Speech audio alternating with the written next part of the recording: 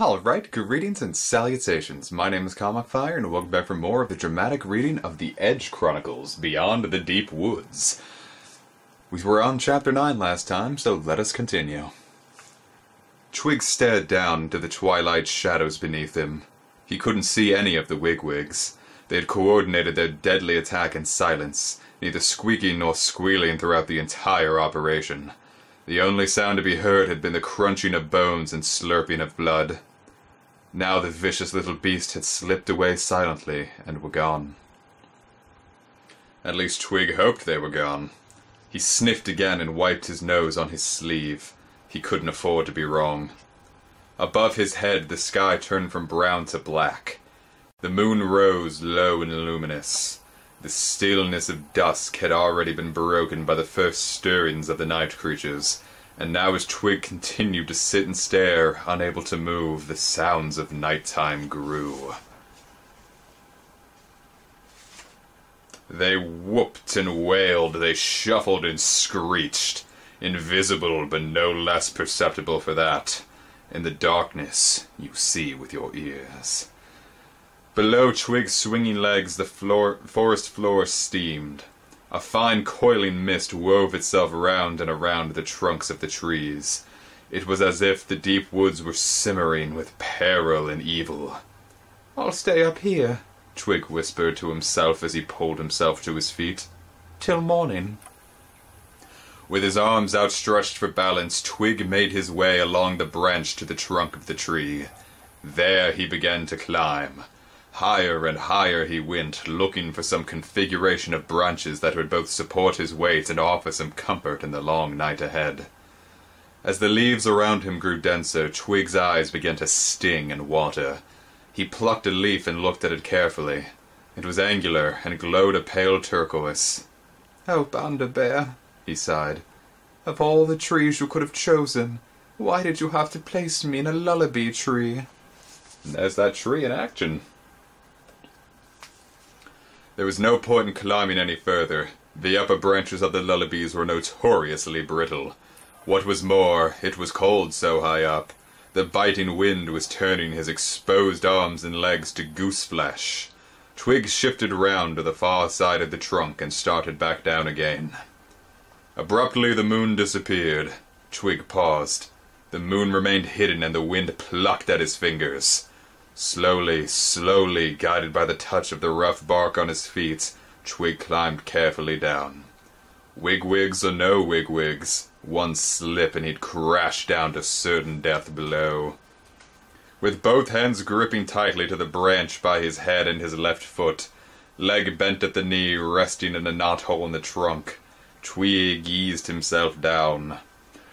Droplets of cold sweat beaded his brow as his right foot probed the darkness for somewhere to stand. Lower and lower he stretched. His arms ached. His left leg felt as though it was about to be torn from its socket. Twig was on the point of giving up when, all at once, the very tip of his big toe found what it had been looking for. The next branch down. "At last," Twig whispered. He relaxed his elbows, released his toe grip in the knothole, and swung down until both feet landed on the branch. His toes sank deep into something soft and fluffy. "No!" he yelped and recoiled in horror.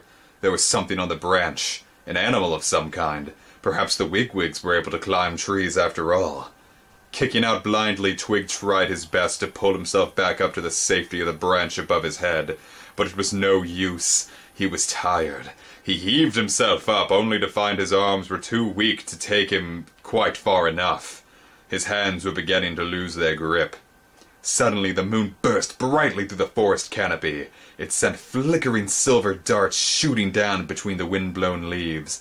Kite-shaped patterns of light played on the tree trunk, on the suspended body of Twig, and on the forest floor far, far below him. Twig felt his sharp chin pressing hard against his chest as he strained to see directly beneath him. His eyes confirmed what his toes had told him. There was something, two somethings, on the rough bark.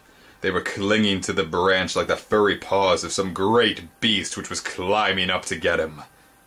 Tentatively, Twig lowered his legs and prodded them with his toes. They were cold. They did not move. Twig eased himself lower onto the broad branch and crouched quickly down. Close up, the two objects were not furry at all. They looked more like two balls of gossamer thread that had been wound round and around the branch. Twig inspected beneath the branch. His body quivered with excitement. There, suspended from a silken rope, was a cocoon. Now, Twig had seen coons before. Taghair slept in one, and he'd been present in the lullaby grove when the caterbird had hatched. He had never, however, been so near to one. The long pendulous object was larger and far more beautiful than he had ever imagined. "Amazing," he whispered. Woven from the finest filaments of thread, the cocoon looked as if it had been spun from sugar. It was broad and bulbous and shaped like a giant wood pear which, as it swayed to and fro in the wind, glistened in the moonlight. Twig reached down under the branch and grasped the silken rope. Then, taking care not to slip in his eagerness, he slid over the edge and lowered himself, hand over hand, until he was sitting astride the cocoon itself. It felt like nothing a Twig had ever felt before, soft to the touch, impossibly soft, but firm enough to hold its shape. And as Twig plunged his fingers into the thick, silky wadding, a sweet and spicy fragrance rose up all around him. A sudden gust of wind sent the cocoon twisting around. Above him, the brittle branches whistled and cracked. Here's a picture of that, by the way. Twig gasped and clutched at the rope. He looked down giddily at the dappled forest floor far below him. Something was there, scratching about noisily in the dead leaves. He could neither go up nor down. "But then I don't need to," Twig said to himself. "I can spend the night in the caterbird cocoon." And as he spoke the words, his entire body tingled. He remembered the caterbird's words, "Taghair sleeps in our cocoons and dreams our dreams." "Perhaps," Twig whispered excitedly, "I too might dream their dreams." Mind made up, Twig twisted himself around until he was facing the cocoon. His nose pressed against the springy down. The sweet, spicy smell grew more intense, and as he lowered himself still further, the silken cocoon caressed his cheek. Finally, his feet came to rest on the matted rim where the emerging caterbird had rolled back the fabric of the cocoon. "Ready? Steady? Go!" said Twig. He let go of the rope and dropped inside. The cocoon swung wildly for an instant. Twig closed his eyes, petrified the rope would not hold. The swaying stopped. He opened his eyes again. It was warm inside the cocoon, warm and dark and reassuring. Twig's heart ceased its frantic pounding. He breathed deeply the aromatic perfume, and was overwhelmed by a feeling of well-being. Nothing could hurt him now. Twig curled himself into a ball, knees bent and one arm folded beneath his head, and sank down into the padded softness. It was like being immersed in warm, scented oil. He felt snug. He felt safe and secure. He felt sleepy. His tired limbs grew heavy. His eyelids slowly closed. "Oh, Banda Bear," he whispered drowsily, "of all the trees you could have chosen, thank Sky you placed me in a lullaby tree." And as the wind rocked the wonderful cocoon gently to and fro, to and fro, to and fro, Twig drifted off to sleep. And there's our baby boy. By the middle of the night, the clouds had all but disappeared, carried away on winds which had themselves now dropped. The moon was once again low in the sky. Far away in the distance, a sky ship, sails all hoisted to catch the sluggish air, sailed across the moonlit night. The leafy surface of the Deepwoods canopy sparkled like water under the moon's glow. All at once a shadow passed it, the shadow of a flying creature which glided low over the top of the forest. It had broad and powerful black leathery wings, scalloped at the back and tipped with vicious claws. The very air seemed to tremble as the wings flapped, ponderous yet purposeful, across the indigo sky. The creature's head was small, scaly, and where the mouth should have been, a long tubular snout stuck out. It slurped and snuffled, and a foul-smelling vapor puffed into the air with every wing beat. Little light from the sinking moon penetrated the forest now, but the creature was not deterred. Raised, brassy yellow eyes cast two wide beams of light which scoured the shadowy depths. Round and around it flew, back and forth. It would not give up until it found what it had come for. Suddenly its luminous eyes locked onto something hanging from the branch of a tall turquoise lullaby, something large and rounded and glistening. The creature let out a piercing squawk, folded its wings, and crashed down through the forest canopy. Then, with its strong, stubby legs extended, it landed heavily on the branch of the tree and hunkered down. It cocked its head to one side and listened. And here is that being. The sound of gentle breathing floated up towards it. It sniffed at the air, and its whole body trembled with anticipation. It took a step forward, then another, then another. Designed for flight, the creature walked slowly, clumsily, gripped hold with one clawed foot before releasing the next. It walked right round the massive branch until it was hanging upside down. With its talons digging into the rough bark above it, the creature's head was level with the opening to the cocoon. It poked inside it and prodded around with the bony tip of its long, hollow snout. It trembled again, more violently than before, and from deep down inside its body came a gurgling sound. Its stomach convulsed, and a stream of bilious liquid spurted out at the end of its snout. Then it withdrew. The yellow-green liquid fizzed where it landed and gave us twists of vapor. Twig screwed up his nose, but did not wake. In his dreams he was lying in a meadow beside a babbling clear brook. Crimson poppies swayed back and forth, filling the air with a smell so sweet it left him breathless. Talons still firmly gripping the branch, the creature turned its attention to the cocoon itself. Filament by filament it teased apart the matted clumps of wadding around the opening with the claws on its wings. It drew them silently across the hole. Quickly the opening was closed. Twig's eyelids fluttered. He was in a cavernous hallway now, lined with diamonds and emeralds, which sparkled like 1,000,000 eyes. The creature flapped its wings and seized the branch in its wing claws. It let go with its feet, and then, suspended in mid-air, maneuvered itself along the branch until its body was directly over top of the cocoon. It splayed its legs and began sucking in air noisily. As it did so, its stomach inflated and the scales at the base of its abdomen stood up on end. Beneath each one was a rubbery pink duct, which, as the creature continued to gulp at the air, slowly opened up.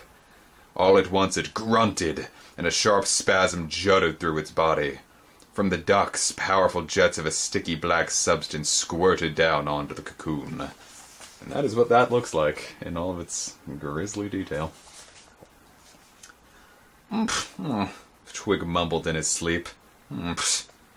The glutinous tar-like liquid soaked in and slid down over the cocoon in all directions, soon covering it completely. When it set, the cocoon became an impenetrable prison. With a reedy squawk of triumph, the creature seized the pod it had made in its taloned feet, sliced through the silken rope with one of its wing claws, and soared off into the night. Silhouetted against the violet sky, the creature's huge wings beat up and down. Below it, the deadly pod swayed back and forwards, back and forwards. Twig was floating on a raft in the middle of a sapphire sea. The sun, warm and yellow, beat down on his face as he bobbed along over the waves. All of a sudden, a ridge of black clouds cut off the light.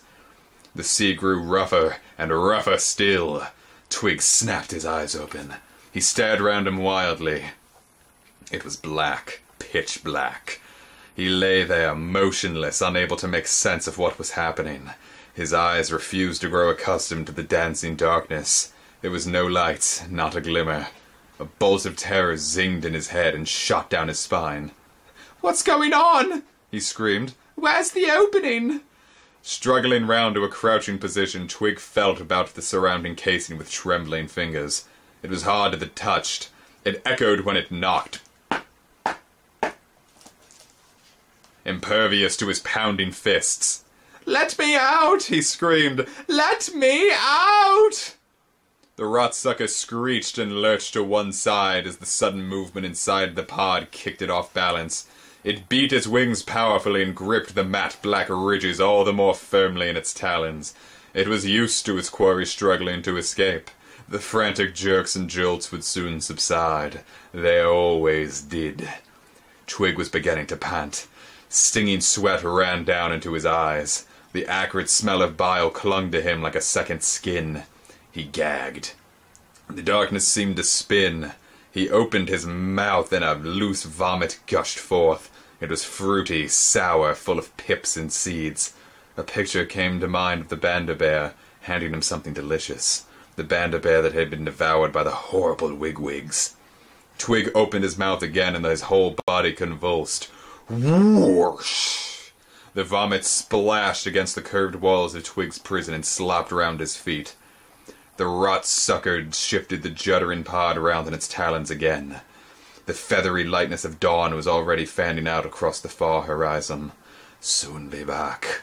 Soon be home, little one. Then you can take your place with the others in my treetop store. Choking, heaving, eyes streaming into the acrid blackness, head pounding with lack of air, Twig pulled his naming knife from his belt and gripped it tightly. Leaning forward on his knees, he began stabbing in a frenzy at the casing in front of him. The knife slipped round. Twig paused and wiped his sweaty palm down his trousers. The knife had served him well already, against the hoverworm, against the tarry vine. But would the steel blade be strong enough to shatter the shell? He slammed the point hard against the casing. It had to be. Again and again. It just had to be. Ignoring the jolts and judders which came from inside the pod, the rot-sucker kept on towards its lofty store. It could already see the other pods silhouetted against the light, high up in the skeletal trees. Struggle away, my supper lugs. The greater the struggle, the sweeter the soup. And the sound of the rot-sucker's wheezy chortle echoed throughout the darkness. Soon you will fall as still as all the rest. And when that happens, the evil-smelling bile the rot-sucker had squirted into the cocoon would get to work. It would digest the body, turning the flesh and bones to slimy liquid. After a week, 5 days if the weather was warm, the rot-sucker would drill a hole in the top of the pod with a serrated circle of hard bone at the end of its snout, insert the long tube, and suck up the rich, fetid stew. "Break! Break! Break!" Twig muttered through gritted teeth as he slammed his naming knife against the casing over and over and over again. Then, just as he was about to give up, the pod resounded with a loud crack as the casing finally gave. A chunk of shell the size of a plate fell away into the darkness. "Yes!" Twig screamed. Air, fresh air, steamed in through the hole. Gasping with exhaustion, Twig leaned forward, placed his face to the hole, and gulped deeply. In, out. In, out. His head began to clear. The air tasted good. It tasted of life. Here's that happening, by the way. Twig peered ahead. Far away in front of him, a row of jagged dead pines stood black against the pink sky. At the top of one of the trees, a clutch of egg-shaped objects lined a branch. They were sealed caterbird cocoons. "I've got to make the hole bigger," Twig told himself as he raised the knife high above his head. "And quickly!" He brought it down hard against the casing. It landed with an unfamiliar thud. "What the—" He looked down and groaned. The blow which had broken through the rock-hard shell had also shattered the blade of the knife. All he was holding was the handle.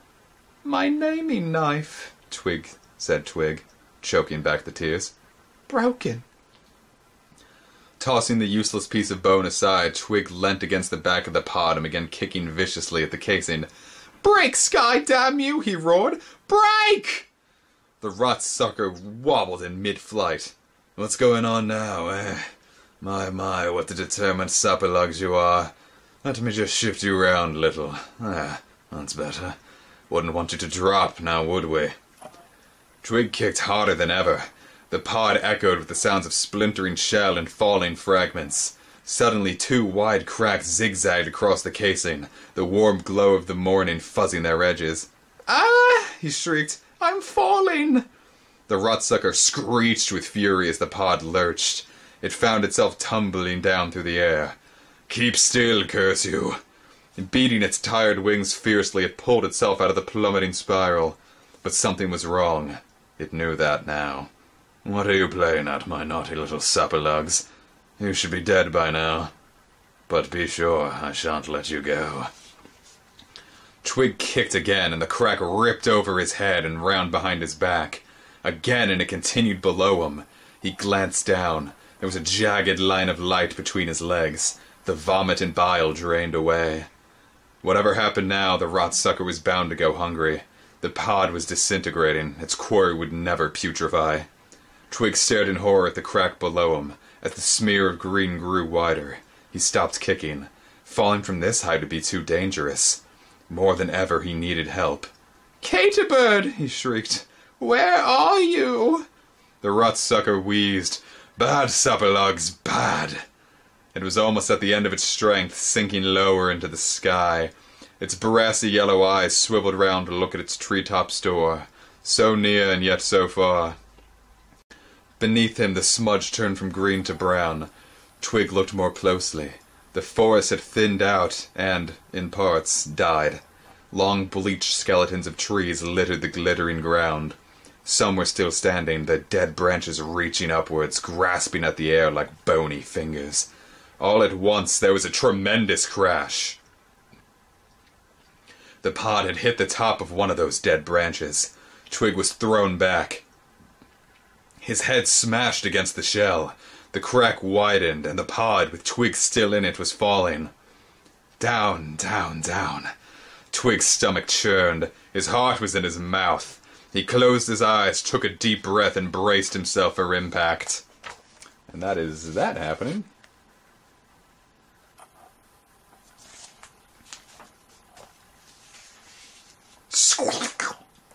He had landed in something soft. Something which, even now, was oozing in between the cracks of the shell like grainy liquid chocolate. He dipped his finger in the brown substance and put it tentatively to his nose. It was mud. Thick, peaty mud. He was in the middle of a boggy swamp. Wobbling awkwardly, Twig reached up, slipped his fingers between the largest of the cracks, and tugged. The mud was already up to his ankles. At first nothing happened. Even now the tar-soaked fibers of the cocoon were formidably strong. The mud reached Twig's knees. "Come on!" he said. With his elbows locked, he prized the crack a little further apart. The veins stood out on his temples, his muscles knotted. Abruptly, light came streaming down on him. The shell had finally split in two. "Oh no," he cried as the larger piece of the broken pod immediately turned up on its end and slipped down into the mud. "Now what?" His only hope lay with the smaller piece, still floating on the surface. If he could just climb up, maybe he could use it as a makeshift boat. In the sky above him he heard a shrill shriek of fury. He looked up. There, circling above his head, was a hideous and repulsive creature. It was watching him through gleaming blank yellow eyes.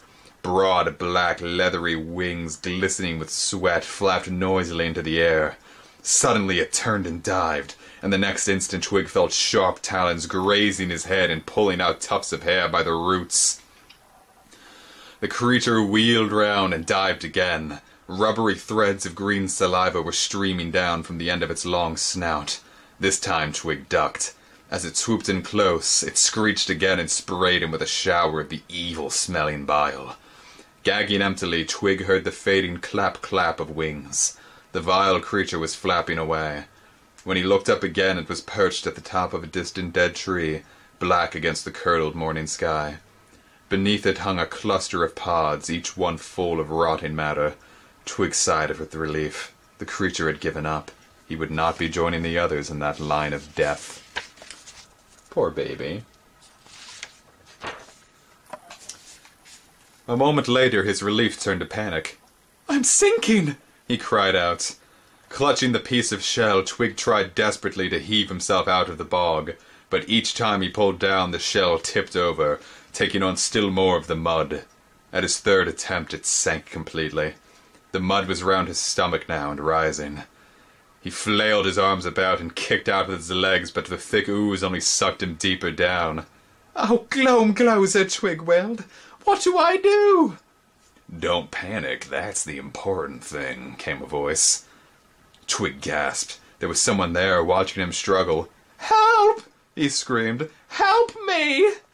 He twisted himself around as best he could, of movement which lost him another couple inches. Past his chest now, the mud was creeping up to the base of his neck. A short, bony goblin with a flat head and yellow skin was leaning up against a dead tree, chewing on a piece of straw. "You want me to help you?" he'd said, its voice sing-song and nasal. Yes, I do. You've got to help me," he said, and spluttered as the mud trickled down into his mouth and down his throat.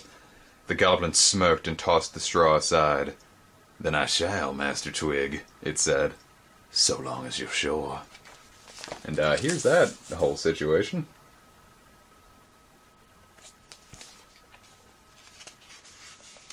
It reached up, snapped a dead branch from the tree, and held it out across the treacherous swamp.